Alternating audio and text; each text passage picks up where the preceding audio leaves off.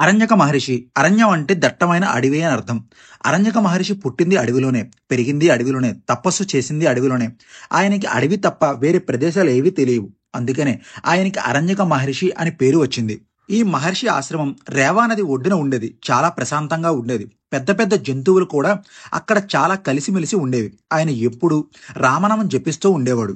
ఆయన రామనామం జపం చేయడం వల్ల ఆ ఆశ్రమంలో ఎప్పుడూ రామనామం వినబడుతూనే ఉండేది. అది ఎలా అంటే, పండిపోయిన ఆకులు రాలిపోతున్నప్పుడు, ఎండిపోయిన పుల్లలు విరిగి కింద పడుతున్నప్పుడు, చీమలు పాకుతున్నప్పుడు, గాలి వీస్తున్నప్పుడు, చెట్లు ఊగుతున్నప్పుడు ఏం జరుగుతున్నా రామనామమే వినిపించేది. అంటే అరంజక మహర్షికి రామమంత్రం, రామ ధ్యానం, రామస్మరణం, రామ పూజనం, రామ చింతనం, రామ మననం మొత్తం రామమయంగానే ఉండేవాడు. ఒకసారి శత్రుఘ్నుడు ఆయన ఆశ్రమానికి వచ్చి నమస్కరించి ఆయన రామభక్తి చూసి ఆశ్చర్యపోయాడు. నేను ఎప్పుడూ రాముడితోనే ఉంటాను, అయినా నాకంటే మీకే ఇంతటి ఎక్కువ రామభక్తి ఎలా వచ్చింది అని అడిగాడు. అప్పుడు అరణ్యక మహర్షి శత్రుఘ్నుడితో ఇలా చెప్పాడు. నేను ఎప్పుడూ ఈ అడవిని వదిలి ఎక్కడికి వెళ్ళలేదు. నా చిన్నతనం నుండి ఈ అడవిలోనే ఉండిపోయాను. అయినా నాకు చిన్నప్పటి నుంచి జ్ఞానం సంపాదించుకోవాలని కోరిక ఉండేది. కానీ నాకంటూ గురువు ఎవ్వరూ లేరు కదా అని అనుకుంటూ ఉండగా లోమస మహర్షి నా దగ్గరికి వచ్చారు. నా కోరికను తెలుసుకున్నారు. సంసార సాగరం నుండి బయటపడేసి జ్ఞానం సంపాదించుకునే ఒకే ఒక మార్గం మంత్రం అని ఆయన నాకు ఒక మంత్రాన్ని ఉపదేశించారు.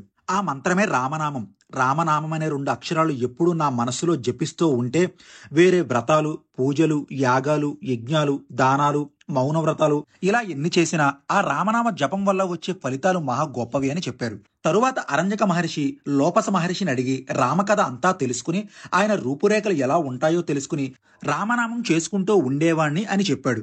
ఇదంతా విన్నాక శత్రుఘ్నుడు అరణ్య మహర్షికి సాష్టాంగ నమస్కారం చేసి ఆయన్ని అయోధ్యకు తీసుకువెళ్ళాడు. ఆ సమయంలో శ్రీరాముడు అశ్వమేధ యాగం చేస్తున్నాడు.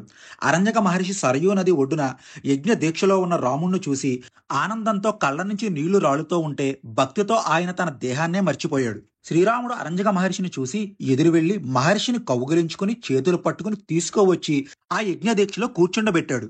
అరణ్యక మహర్షి శ్రీరాముడి పాదాల మీద పడి నమస్కారం చేసి, ఈ క్షణం కోసమే నేను ఎదురు చూస్తున్నాను. నా తపస్సు పండింది. నా జన్మ ధన్యమైంది. ఈ జన్మకు ఈ కళ్ళతో నీ దివ్యమంగళ స్వరూపాన్ని చూసే భాగ్యాన్ని కలిగించావు.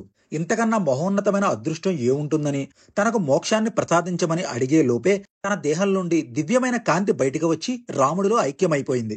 భగవంతుణ్ణి చేరే మార్గం ఒక్కటే, అదే నామం, అదే రామనామం. అరణ్యక మహర్షి జీవితాంతం రామనామాన్నే స్మరిస్తూ తన చుట్టూ ఉన్న గాలిలో, ఎండిపోయిన ఆకులో ప్రతి దానిలో ఆ భగవంతుణ్ణి చూస్తూ ఉన్నాడు కాబట్టి ఉన్నతమైన స్థానాన్ని సాధించి మోక్షాన్ని పొందారు. అదే రామనామం యొక్క గొప్పతనం.